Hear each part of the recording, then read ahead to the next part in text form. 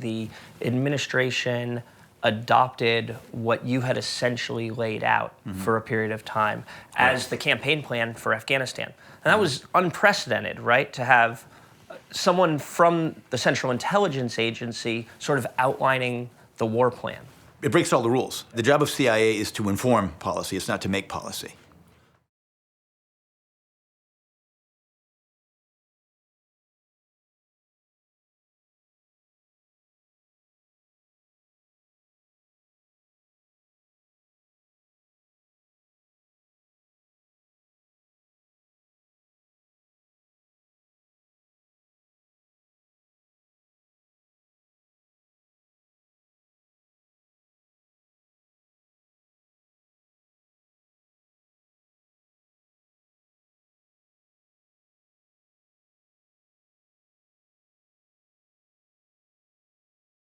Post 9/11, you were the chief of station in Pakistan at the time. What happened next? Well, as the chief of station in Pakistan at that time, I had responsibility not only for Pakistan, but also for all of Taliban-occupied Afghanistan, which was 90% of the country. In a sense, the story began well before. About 18 months before 9/11, I and the others in my station were working very hard to try to organize an anti-Taliban tribal rebellion in the South. Now, we weren't actively doing that because we didn't have a presidential funding that would permit us to do that. We didn't have the authorities. But we were reaching out and establishing relationships that we hoped would enable us to lead that sort of a rebellion if and when the order came to go forward. And obviously that order came to go forward in the immediate days after 9/11. In the immediate days after 9/11, you had hoped, according to your book, that you could utilize all of those assets that you'd been developing relationships with to actually accomplish either overthrowing the Taliban or pushing al-Qaeda, denying them safe haven in Afghanistan. That was the initial goal, right? As I tried to explain to Washington at the outset, look, at the end of the day, unless we're going to colonize Afghanistan, we need to have some sort of a political dispensation in that country that will deny it as a safe haven to international terrorists. And so initially, we were hoping that the Taliban would be that force. Now, they had refused up until then. With the potential imminence of an American invasion, we were hoping that that would cause Mullah Omar, the head of the Taliban, to change his mind. He did not change his mind, and so I worked very hard in 2 long meetings with his deputy to try to convince him to push Mullah Omar aside and do what his chief could not. And he very briefly agreed, but that agreement didn't survive his return to Kandahar, and he quickly thought better of it. And so in the end, we had to push the Taliban writ large aside and come in on the side of the Northern Alliance in the Civil War, but very, very importantly, at the same time, support tribal leaders in the Pashtun south of Afghanistan who were willing to rise up against the Taliban. The Taliban was an indigenous religious movement, really, much more so than a political party. They were a movement in southern Afghanistan, in the Pashtun areas of Afghanistan. And it was that movement which was empowered by the situation after the Soviet withdrawal from Afghanistan, when the different Mujahideen leaders who had united in the fight against the Soviets fell to fighting against one another. And so Afghanistan was a complete mess. There was absolute insecurity. People, particularly in the South, were looking for someone to save them. And the Taliban was that force, and Islam was their driving motivation. And when you don't have anything to include security, the one thing that you most crave is security, and that's what the Taliban was able to provide. In the post 9/11 days, the administration adopted what you had essentially laid out for a period of time as the campaign plan for Afghanistan. And that was unprecedented, right? To have someone from the Central Intelligence Agency sort of outlining the war plan. It breaks all the rules. The job of CIA is to inform policy, it's not to make policy. And because CIA was in such a unique position in Afghanistan, first of all, the country was very little known, very little understood, including even within the intelligence community, certainly in the executive branch writ large, we quickly determined that the best way forward was for us to leverage relationships with Afghans on the ground who could do what we could not over the long term, and that is to deny their country as a safe haven to international terrorists. And because CIA had those relationships, people were looking to CIA to actually lead this effort. And so that put me in a very, very unique position. And I laid out first for the War Cabinet and then for the President how I thought we should go forward, at least in terms of broad outline. And that's what the President approved. And so that began what you describe in your book as the first Afghan war. Right. Can you explain these distinctions? How many Afghan wars are there? Well, we don't know yet. And you could go back to the days of the anti-Soviet jihad when the U.S. at least played a supporting role for the Mujahideen. But in terms of direct U.S. involvement in hostilities in Afghanistan, obviously that began with the immediate post 9/11 period. And as I describe in the book, the 88 days, it was 88 days from 9/11 until the 7th of December 2001 when we and our Afghan allies succeeded in driving both al-Qaeda and the Taliban out of their capital, which was Kandahar. And so that, to my mind, was the first American-Afghan war, the one that we thought, at least, that we'd won. And that, in fact, we had the opportunity to consolidate that victory. I think that we and the Afghans, they don't escape blame in all of this, failed to do that. And by the time I returned to focus once again personally on Afghanistan and Pakistan in the spring of 2005, by that time I was the director of counterterrorism, made an extensive visit both to Pakistan and to Afghanistan. And you could see at that point that the Taliban was beginning to gain traction once again in southern and eastern Afghanistan. We didn't know how serious it was at the time, but that, to my mind, was the start of the second American-Afghan war, the one where the U.S. essentially took over. After 2005, as we began to see the situation slipping away, and in a sense, in so many words, we as a government decided that Afghanistan was too important to be left to Afghans. And we tried to turn Afghanistan, I would argue, into something that it was not.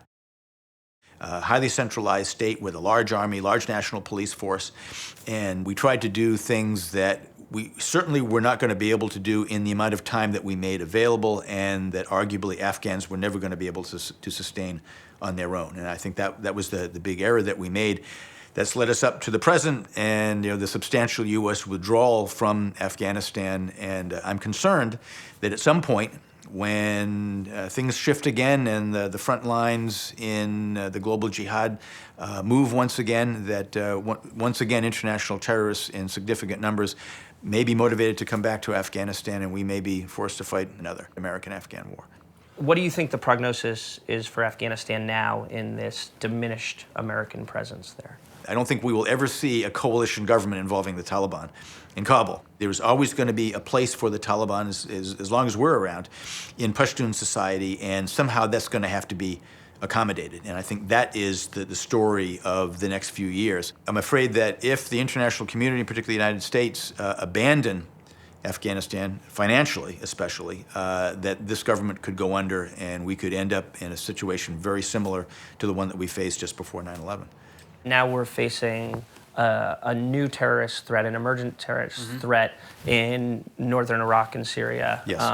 in the Islamic State. What are the lessons that we can draw to apply to this new threat that it's emerged in the Islamic State? Well, you're suggesting that the situation with the Islamic State, ISIS, ISIL, whatever you want to call it, in Iraq and Syria is quite different from what we faced in Afghanistan and parts of Pakistan. But there are some very important analogies to be made. And I think it really, from our perspective, it has to do with what the constructive U.S. role should be. What we're facing in Iraq, and even more so in Syria, is that we don't have effective allies on the ground in those countries. We need indigenous forces. We don't have them. Already we're beginning to see pressure build to see a much more robust American effort in those countries. And I think that would be a very, very serious mistake because, as I say, there, as in Afghanistan, at the end of the day, these countries are going to be ruled, governed by the indigenous people. And if we come in a very heavy-handed way, we qualitatively change the nature of the struggle. It becomes the infidels fighting against good Muslims. And that actually undercuts our natural allies in the area. It strengthens our natural enemies. That's not where we want to be, and that's where we could end up, just as we did in the latter years in Afghanistan. What are our lessons learned from the Afghanistan conflicts? The primary lesson that we need to learn has to do with this large, in fact, global problem that we have of an ungoverned space. Those are the spaces that are used by international terrorists as safe havens, and those are the spaces that need to be filled one way or another. And those are not spaces that can be permanently filled by the United States or the West writ large. That's something that can only be done by Muslims. And so I think if there's a lesson that is reinforced by our experience in Afghanistan, it's that this global struggle is really not between the West and a group of radical Islamists. This is a struggle within the Islamic world for the heart and the soul and the future of the Islamic world. And ultimately, it's Muslims who are going to determine the victor in all this.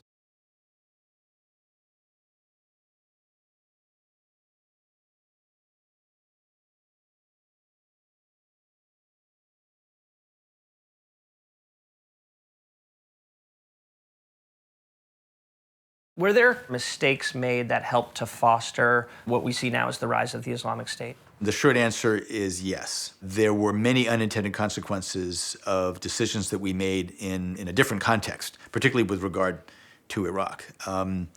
Given the extent to which I have been very critical of the George W. Bush administration and the way that they conducted that campaign in Iraq. Some people may be surprised to learn that, in fact, I supported the effort at the outset. I supported the idea of invading Iraq in order to topple Saddam Hussein, and we could spend a long time talking about the reasons for that.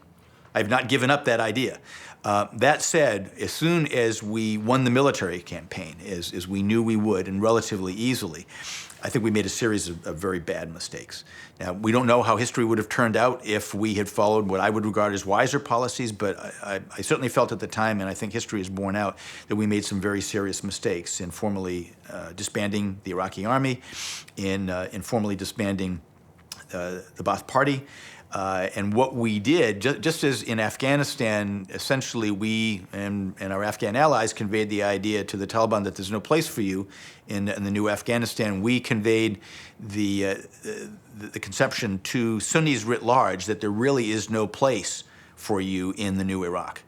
And I think it was exaggerated by them, but that was the clear idea that they got. That's what drove the insurgency that we fought. And it was that insurgency then that created the space for Islamic extremists to come in and essentially take over the struggle. I spent about 16 years overseas, mostly in Muslim countries, mostly in primitive Muslim countries. And during that time, you managed to pick up a lot of stuff. Old guns in Afghanistan and daggers from the Arabian Peninsula and Pakistan. This is Yemen, right? This Yemen, Yeah. exactly. And this one is from Morocco. This is a gold inlaid crysknife from Indonesia. This is a particularly interesting one, I think. This is all gold fill, and if you take a look at the blade, it's all it's watered steel. And this is an old manuscript that was given to me as a gift by a very dear friend in North Africa. And of course, it's all handwritten, probably about 150 or more years old.